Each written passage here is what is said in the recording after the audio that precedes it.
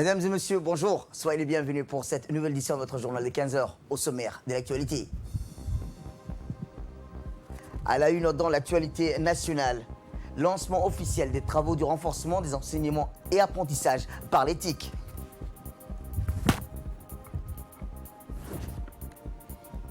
Et enfin, dans l'actualité internationale, en Afrique du Sud, devant les flambées des cas, l'Afrique du Sud rétablit le couvre-feu sanitaire. C'était les titres, merci si vous nous rejoignez.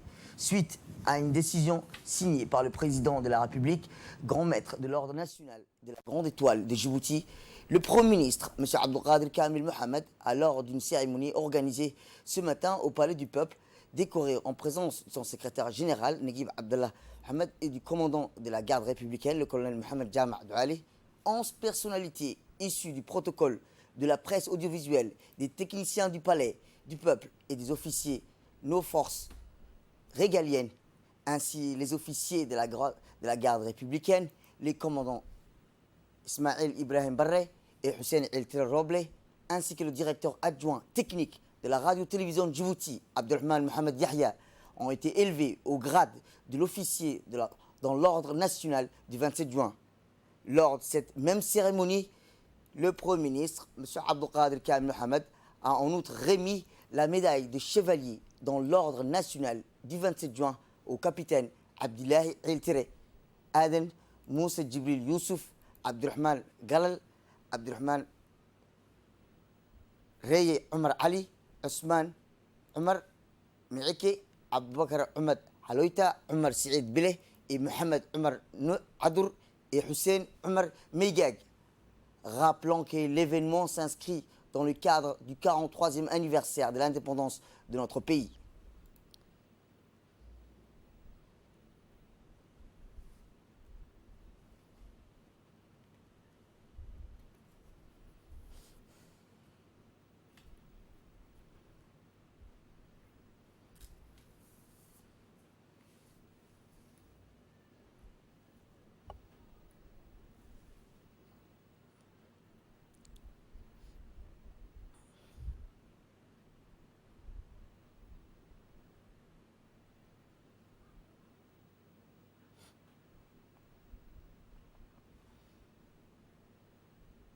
À l'issue de cette cérémonie, le Premier ministre Abdelkader Kamil Mohamed, qui s'est exprimé, a déclaré que d'autres personnalités issues de la gendarmerie et de la police nationale, des forces armées djiboutiennes, des gardes-côtes et des gardes pénitentiaires, de la presse écrite et ceux des réseaux sociaux seront à leur tour décorés prochainement. On l'écoute.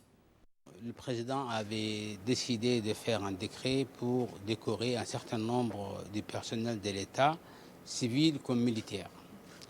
Il faut savoir que ce matin, nous avons décoré des personnalités de l'audiovisuel, mais aussi des gens aussi en tenue.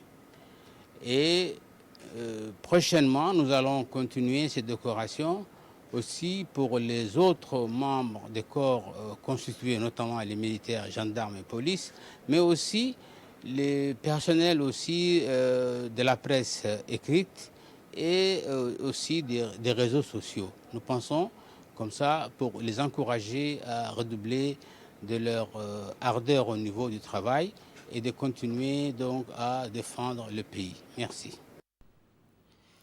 Autre actualité nationale, le président de l'Assemblée nationale, M. Mohamed Ali Ahmed, a reçu ce matin, en sa qualité de président de l'Union parlementaire africaine, une délégation de la société civile plurielle du COMESA, conduite sa présidente madame. L'objectif premier de cette rencontre était d'abord de remercier de visu le chef de l'hémicycle pour son soutien constant à l'endroit de la société civile. Le PAM a accepté, rappelons-le. Par ailleurs, il est important de souligner que le PAM a accepté de parrainer le forum de rencontre économique qui se tiendra dans notre capitale le 20 septembre prochain.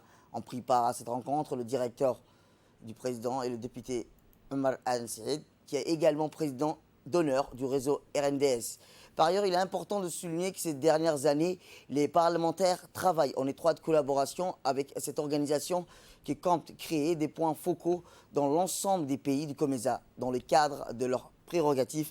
Rappelons-le, le projet de cette solidarité va financer en priorité la construction d'un futur centre pour les personnes atteintes de troubles psychique. Madame Boka a également tenu à remettre au président de l'Assemblée nationale le guide africain de développement durable de la société civile dans lequel sont recensés les différents projets entrepris.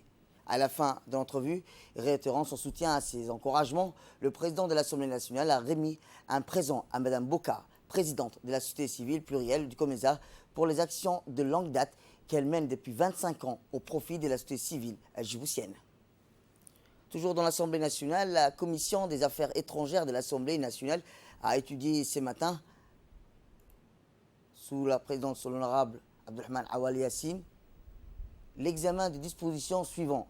Le projet de loi numéro 91 de l'année 2020 de la 8e législature portant ratification de l'accord de financement constitutionnel relatif au financement additionnel pour les projets de réponse au développement aux impacts liés et déplacements dans la Corne d'Afrique, ainsi qu'un autre projet portant sur la ratification de l'accord de financement constitutionnel relatif au projet d'élaboration des politiques de la gestion économique, développement des statistiques. Le gouvernement était représenté par le ministre de l'économie et des finances, M. Ilyas Moussa Dawale, qui était assisté par des hauts responsables de son ministère, ainsi que de l'instance dirigeante de Djibouti, de la sociale, ADDS.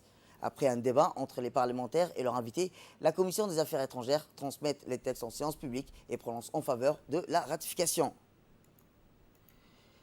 Le ministre des Affaires étrangères et de la coopération internationale, porte-parole du gouvernement, M. Mohamed Ali Youssouf, a procédé aujourd'hui avec l'ambassadeur du Japon, Koji Yonitani, à une cérémonie de signature d'un échange de notes de l'accord d'un don de matériel médicaux octroyé au ministère de la Santé. La cérémonie de signature a vu la participation du ministre de la Santé, M. Mohamed Ouassama Dirie, et de hauts responsables du département. L'objectif de cette rencontre s'inscrit notamment dans le cadre d'un projet de renforcement des qualités de santé publique financé sous forme de dons à hauteur de 833 millions de francs de Djibouti. Le ministre de la Santé a exprimé au nom du gouvernement de Djibouti sa gratitude au gouvernement du Japon en soulignant que le pays Japon, pays frère, a toujours été sans cesse porté un intérêt particulier pour Djibouti en l'accompagnant vers son chemin du développement et en traduisant ainsi l'excellence et l'étroite collaboration entre les deux pays et les deux peuples. Rappelant que la République de Djibouti a récemment reçu de la part du gouvernement du Japon des médicaments Avigan à travers le programme onusien. L'ambassadeur du Japon, Koji Yonitani, a rappelé l'engagement politique sans faille de son pays à contribuer à soutenir Djibouti dans l'accomplissement de son développement au niveau de santé. Dès le début de l'arrivée de la pandémie, de cette épidémie dans le pays, je tiens à rendre hommage aux actions menées d'une manière si efficace. Et je voudrais rendre hommage à toutes les équipes du secteur de santé et tout le personnel de forces de l'ordre qui ont guidé la population pour suivre les mesures mises en place par le gouvernement. Le ministre de la Santé, M. Mohamed Ouassama Dirie, a remercié le gouvernement du Japon au nom du gouvernement de Djibouti pour cette aide qui vient à un moment opportun compte tenu de la situation exceptionnelle due à la lutte mondiale contre la pandémie du Covid-19. Écoutons-le. Je me réjouis de constater que dans le domaine de la santé, la coopération entre nos deux pays ne s'est jamais aussi mieux portée. Je voudrais exprimer ma plus vive appréciation et ma sincère reconnaissance pour les efforts consentis par le Japon dans le cadre de l'amélioration de la santé de nos populations et en particulier pour cet appui qui intervient dans le contexte national et international exceptionnel que nous connaissons en raison de la Covid-19. Je voudrais vous dire, Monsieur l'ambassadeur, que nous apprécions à sa juste valeur ce geste qui bénéficiera et rehaussera la qualité de la prise en charge offerte à nos compatriotes. Qu'il s'agisse du matériel roulant, du matériel destiné aux services de réanimation, des équipements de laboratoire ou d'imagerie médicale, il constitue un appui précieux dans le dispositif médical déployé pour faire face à l'épidémie de Covid-19 en République de Djibouti. Soyez assurés, Monsieur l'ambassadeur, de leur utilisation efficace et efficiente au bénéfice ultime des patients pris en charge au sein des structures de santé de notre pays. Qu'il me soit permis de remercier chaleureusement mon ami le ministre des Affaires étrangères et de la coopération internationale, Monsieur l'ambassadeur, permettez-moi une nouvelle fois de vous remercier pour ce don qui illustre l'excellence de nos relations que vous avez qualifiées il y a peu de relations de fraternité et de relations de cœur.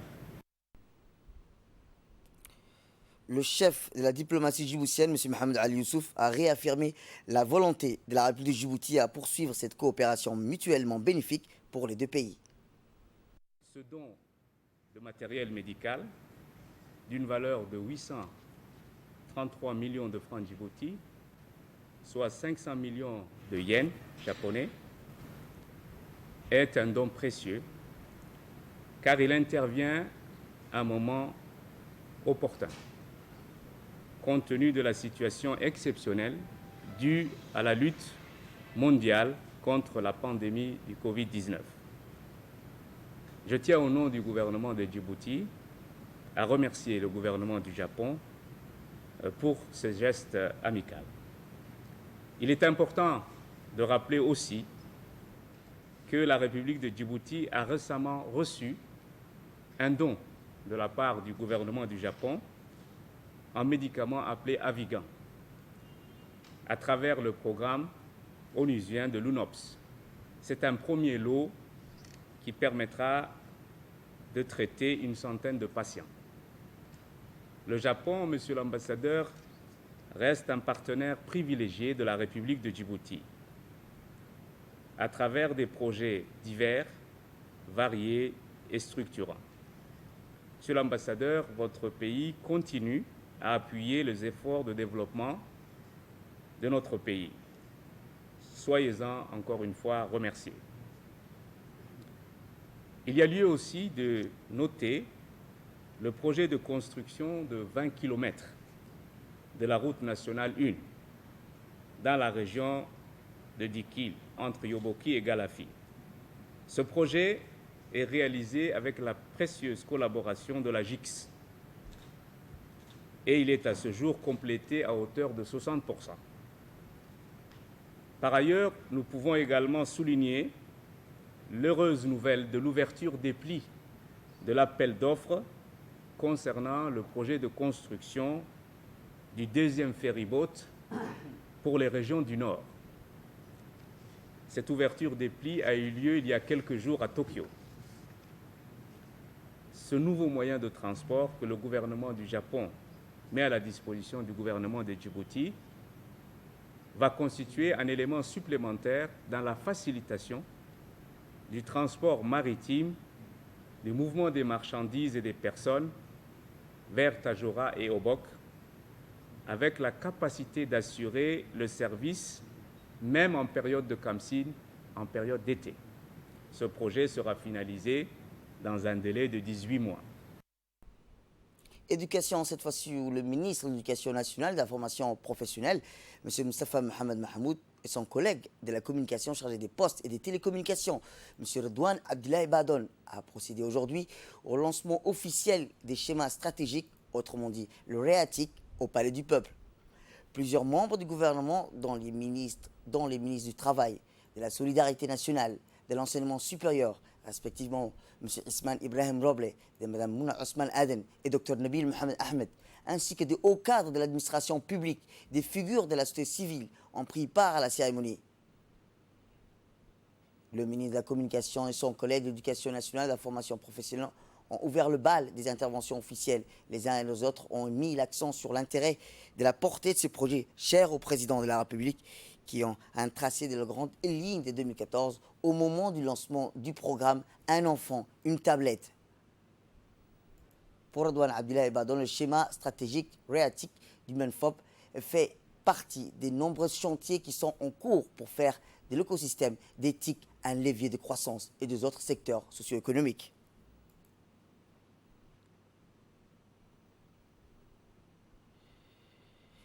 De son côté, écoutons à présent le ministre lancement des travaux de Ouvre Grand Schéma.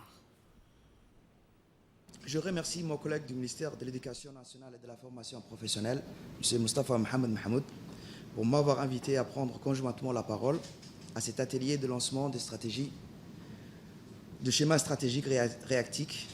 Je remercie également chacune des personnalités ici présentes pour avoir délaissé vos multiples responsabilités et charges en vue de rehausser de votre présence cette cérémonie de lancement.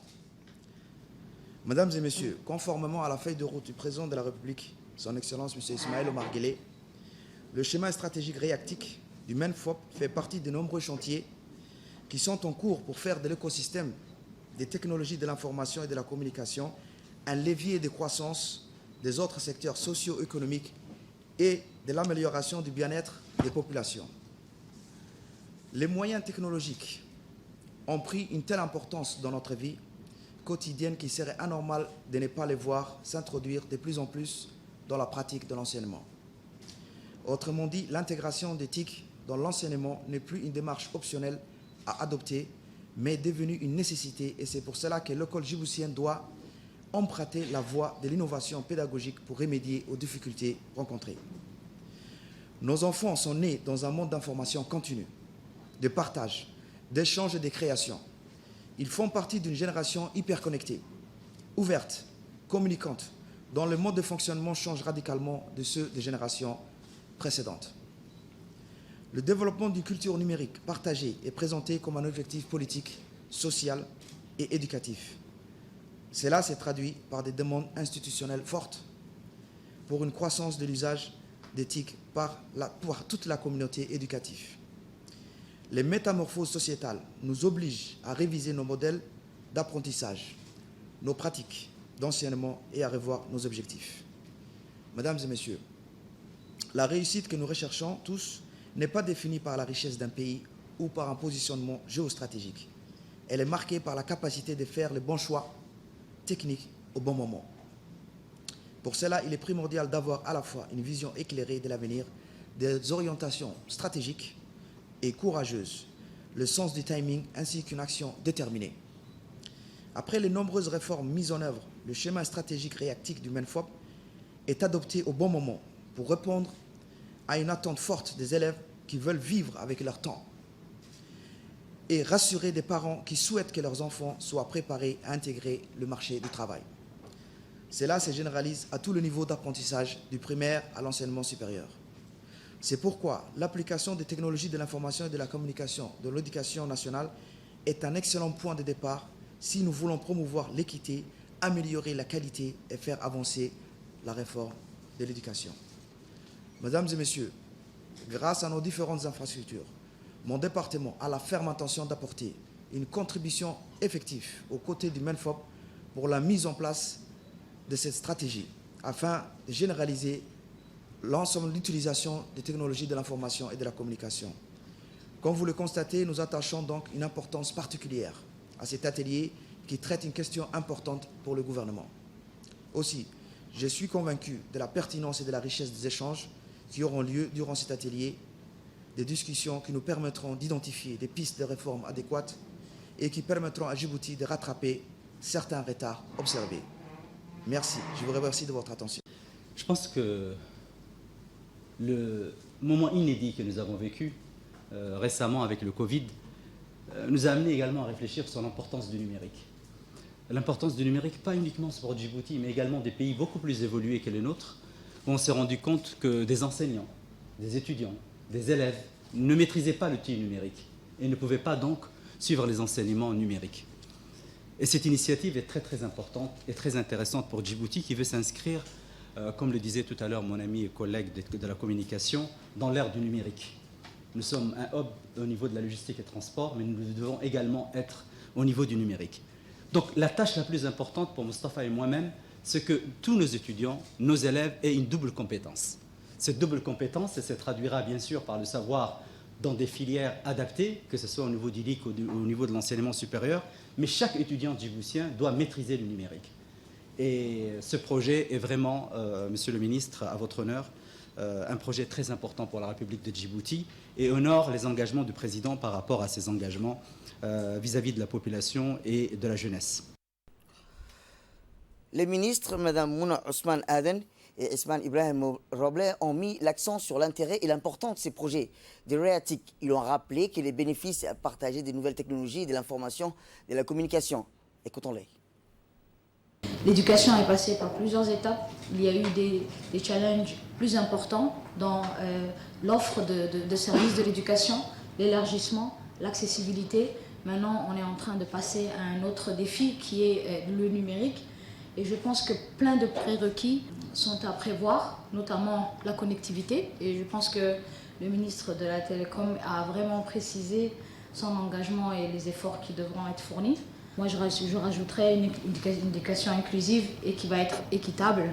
Là, on va parler des enfants qui vont peut-être être pas en mesure de pouvoir avoir accès à la technologie. Et il est de notre rôle en tant que ministère des Affaires sociales de pouvoir assurer cette connexion et cette liaison et d'aider le ministère de l'Éducation à pouvoir identifier ces ménages et ces enfants, mais aussi les assister à être au même niveau que les autres élèves qui ont un peu plus de moyens ou un peu plus d'accessibilité.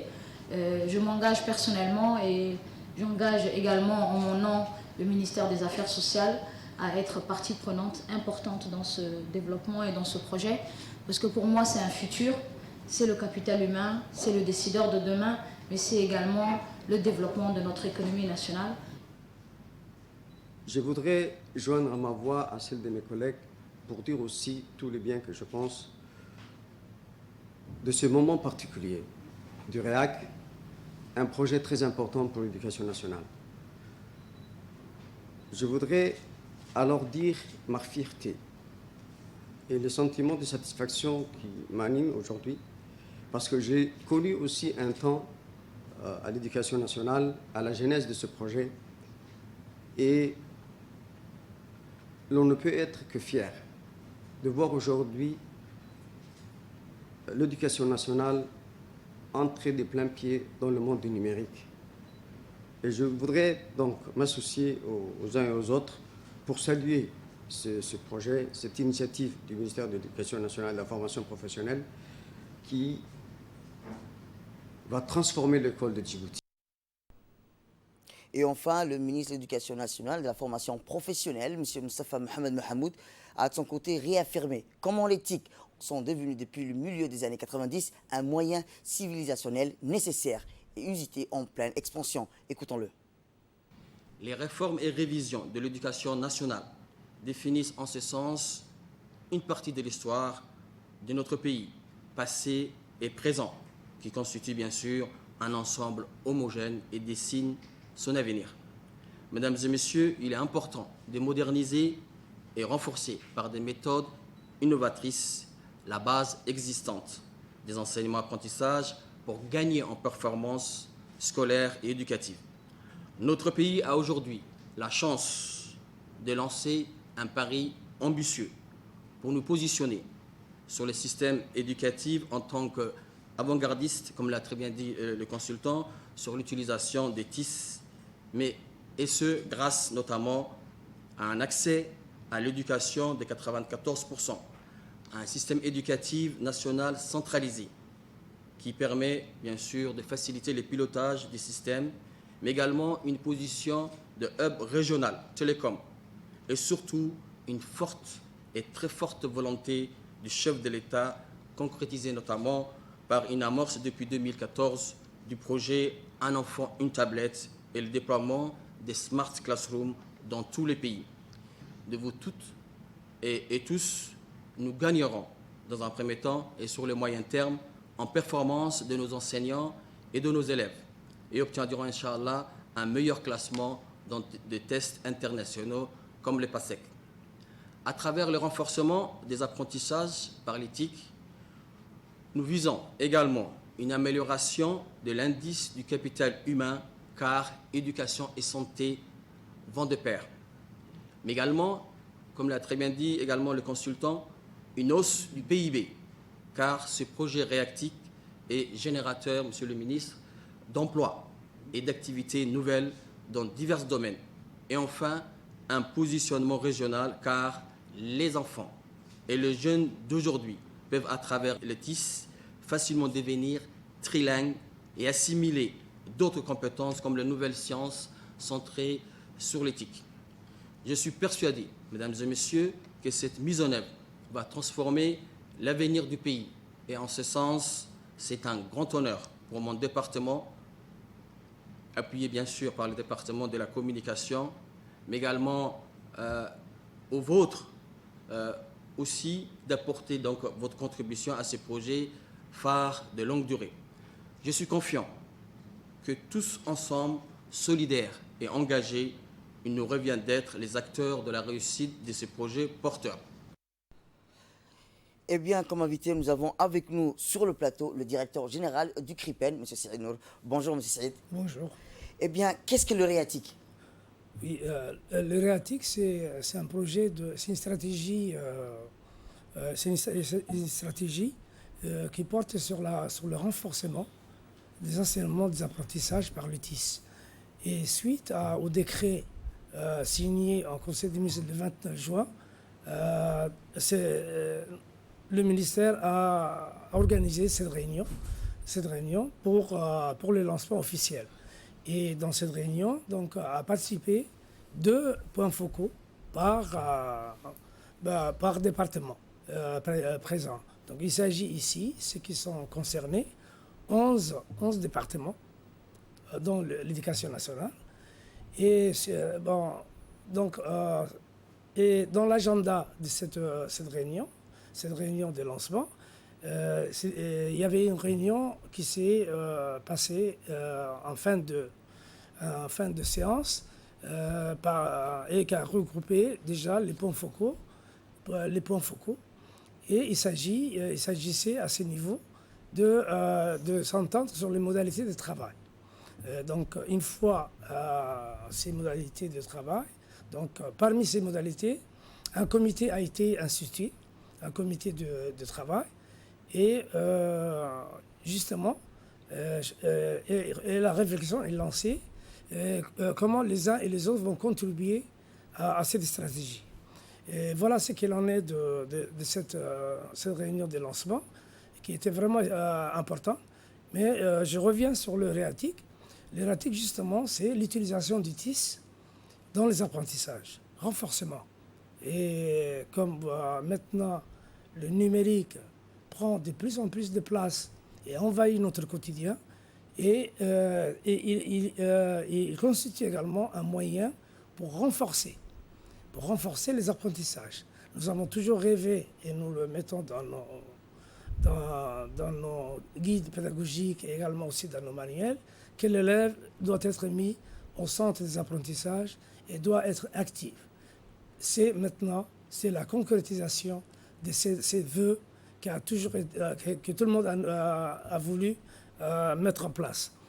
Et donc, les enseignants vont en profiter. Les enseignants auront pas mal de moyens pour enseigner mieux, et un enseignement individualisé sera mis en place. Pour les élèves également, seront actifs et créatifs, autonomes dans les apprentissages, et la qualité on mettra en place une éducation de qualité et inclusive. Bon, pour la mise en place, dans l'historique, comme ça a été tracé, tout a commencé en 2014 sur initiative du président de la République en introduisant des tablettes dans les écoles, et également le MENFOP a pris la suite, a continué dans cette voie, et maintenant ça c'est l'aboutissement. C'est un projet qui va porter sur 15 ans, et qui va être mis progressivement en place. Et voilà, concrètement, comment on va se faire. Et il y aura un data center qui va acheminer les données de 150 étudiants, et également aussi 150 000 étudiants et 300 000 parents, parce que les parents seront associés à accompagner en temps réel les élèves. Donc, ces data centers, les écoles seront connectées à ces data centers, et également aussi, il y aura une production importante de contenu numérique. Et vraiment, ça va impulser, et comme on le dit, qu'il n'y a point de richesse que d'homme, il n'est de richesse que d'homme. Là aussi, c'est une autre façon, c'est-à-dire nous allons miser sur le capital humain. Et tout porte. Vraiment, il y a un gain important à tirer de ces capital humains. Nous ne disposons que de capital humain et autant les valoriser. On n'en est pas en reste. Il y a également aussi les volets multisectoriels. Et tous ces ministères seront associés et également ça va profiter à tous ces ministères. Voilà. Merci, monsieur le directeur, pour toutes ces informations. Et nous arrêtons un petit peu notre journal pour vous présenter l'appel à la prière où nous nous retrouverons tout juste après. Bon, j'ai pas Monsieur été le là. directeur.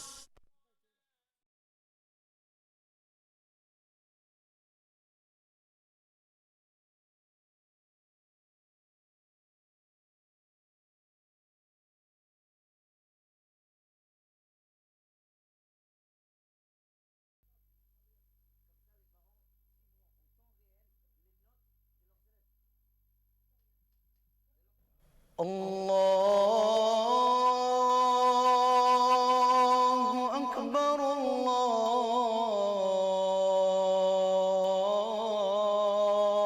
الله أكبر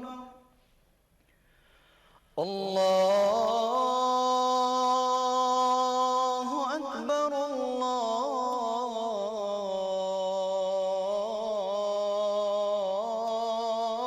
الله أكبر أشهد أن لا إله إلا الله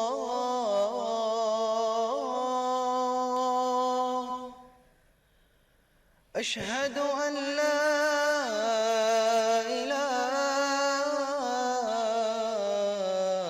إله إلا الله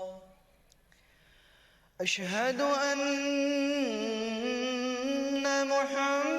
محمد رسول الله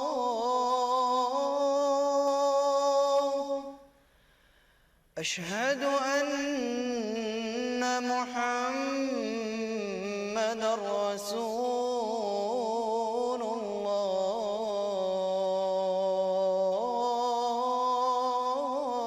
الله حي على الصلاة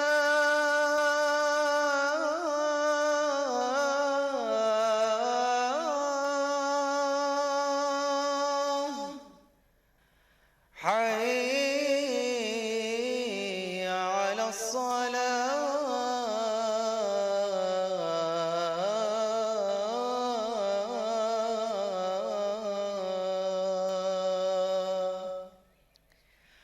حي على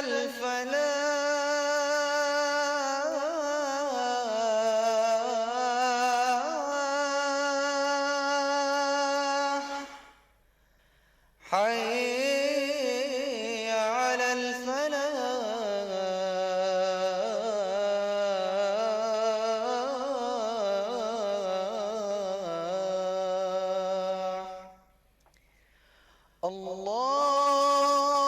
الله أكبر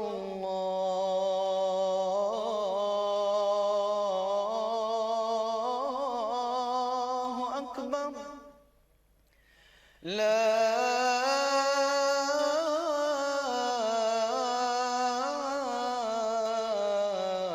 إله إلا الله اللهم رب هذه الدعوة التامة والصلاة القائمة آت سيدنا محمدا الوسيلة والفضيلة وابعثه اللهم مقاما محمودا الذي وعدته إنك لا تخلف الميعاد. C'était l'appel à la prière. Nous revenons dans notre actualité. Santé à présent. Le point de presse d'aujourd'hui, en ce qui concerne l'évolution du Covid-19 dans notre pays, 17 patients ont été déclarés guéris, 830 tests ont été réalisés, 5 tests se sont avérés positifs et 0 cas de décès. Rappelons-le, depuis plusieurs semaines, la situation épidémiologique à l'intérieur du pays est généralement maîtrisée. Bien que le virus circule encore, sa transmission et s'est fait dorénavant dans des proportions de plus en plus réduites. Aussi conformément aux dispositions, toutes les dispositions sont en train de se mettre en place en collaboration. Enfin, le bilan global se résume comme suite. 51 543 tests ont été réalisés. 4 967 personnes ont été diagnostiquées positives au Covid-19. 4 729 cas ont été déclarés guéris et nous recensons malheureusement 56 décès ont été enregistrés depuis le début de la pandémie en République de Djibouti. Restez vigilants et respectez les gestes barrières. Toujours dans le domaine de la santé, le ministre de la Santé, M. Mohamed Ouarsama Dirie, a visité le futur centre du contrôle des passages au niveau de l'aéroport de Djibouti. Accompagné par son collègue de l'équipement et des transports, M. Moussa Mohamed Ahmed, le ministre de la Santé a en effet inspecté les différents dispositifs mis en place pour la surveillance épidémiologique au départ et à l'arrivée des passagers dans notre pays. La visite des lieux s'est déroulée en présence de plusieurs personnalités, dont le directeur général de la police, M. Abdel Abdi, du directeur de l'hôpital militaire, Dr Madian Mohamed Saïd, ainsi que des hauts cadres du ministère de la Santé. À l'issue de cette visite, le ministre de la Santé s'est dit satisfait du circuit composé d'une grande salle, pouvant accueillir plus de 400 personnes, d'une salle de prélèvement et d'un laboratoire. Le ministre a déclaré que tous ces dispositifs répondent à toutes les exigences édictées dans le décret présidentiel du 12 juillet, notamment sur le respect des mesures barrières telles que le port obligatoire des masques et enfin, tel que le port obligatoire des masques et à toutes les étapes. Autre actualité nationale, l'Agence nationale des personnes handicapées et l'association de Green Generation ont organisé ce matin une cérémonie de remise des kits de protection contre le Covid-19 pour les personnes à besoins spéciaux. C'est une initiative de l'association Green Generation qui va partir plutôt à 10 000 personnes handicapées et à se protéger efficacement contre la pandémie de Covid-19 et de les engager dans la promotion des gestes barrières. Ce don est composé de 2000 masques, des 150 pièces de gel hydroalcoolique, des kits de protection de produits par l'un des porteurs de projets. Cette cérémonie de remise des kits a vu la participation du directeur général de la NPH, M. Doual Saïd Mahmoud, la représentante de l'UNICEF, Mme Melva Johnson, la directrice de la clé Oubah Malo et le représentant de l'association de Green Generation, Mahad Abdurrahman, et la représentante du PNUD Djibouti, Fatima El-Cher. Écoutons la directrice de clé Oubah Malo lors de la cérémonie de remise des kits de protection contre le Covid-19 pour les personnes à besoins spéciaux. Aujourd'hui, nous vivons une situation et un contexte hors du commun dans le monde entier dont on n'a pas vécu. C'est cette crise sanitaire qui a fait un choc, tant sur le plan sanitaire qu'économique, mais la première étape ou le premier choc que les populations ou les États ont dû faire face, c'était la crise sanitaire et comment l'endiguer. Et comme vous l'avez vu, c'était chaque pays, avec la fermeture et les mesures barrières et les fermetures des frontières, il a été pour chaque pays de se faire une stratégie de pouvoir apporter les réponses nécessaires pour pouvoir limiter la propagation du virus. Et c'était dans ce sens-là, dans ce contexte-là, que les clés avaient initié un challenge pour les jeunes, pour les faire aussi participer à l'effort national, parce que, comme vous le savez, le gouvernement avait mis en place des mesures beaucoup. Qui a déclenché une crise sanitaire sans précédent. Un grand nombre de pays a imposé un confinement à domicile, de manière à contenir les risques de propagation. La population djiboutienne a été confinée un peu plus de 2 mois et demi. Comme nous le savons tous, si la distanciation sociale a permis de contenir la propagation agressive de cette pandémie, il est aujourd'hui plus que nécessaire de faire preuve de vigilance, de se laver les mains plusieurs fois par jour, de porter un masque. Nous essayons peu à peu de retrouver une vie normale. Nous reprenons le travail, les frontières seront bientôt ouvertes, mais la pandémie, elle est toujours là. On n'en a pas encore fini avec le Covid-19.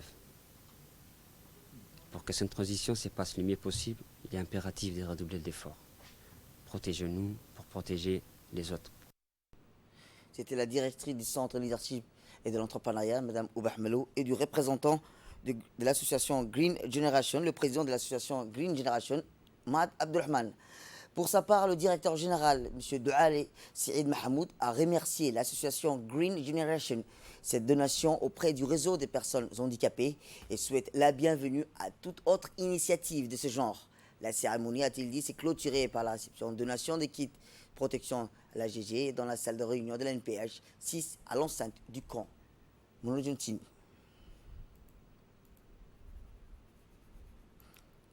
Et dans l'actualité internationale, l'Afrique du Sud a réimposé hier un couvre-feu national devant une recrudescence des cas de Covid-19. Le président Cyril Ramaphosa a décidé hier de réimposer un couvre-feu en Afrique du Sud en raison de la remontée des cas quotidiens de contamination. Il a relevé qu'une moyenne de 12 000 nouveaux cas avaient été enregistrés chaque jour ces dernières semaines. À partir de lundi, le couvre-feu sera de nouveau en vigueur en Afrique du Sud de 21h à 4h heure locale. Et les visites familiales seront interdites. Ramaphosa a également décidé de suspendre à nouveau les ventes d'alcool. Les restrictions imposées en mars pour tenter d'enrayer l'épidémie dans ce pays, le plus touché en Afrique, avaient été en partie levées en mai. L'Afrique du Sud a enregistré jusqu'à présent 264 000 cas de coronavirus, dont 3 971 mortels. Et au Mexique, au cours des dernières 24 heures, le Mexique a enregistré plus de 4 482 nouveaux cas d'infection du Covid-19 et 276 décès supplémentaires, selon les autorités. Le Mexique est devenu dimanche le 4e pays comptant le plus de décès du Covid-19 devant l'Italie, d'après des sources gouvernementales. C'est tout pour cette édition. Merci à vous de nous avoir suivis. Restez avec nous pour la suite de nos programmes télévisés.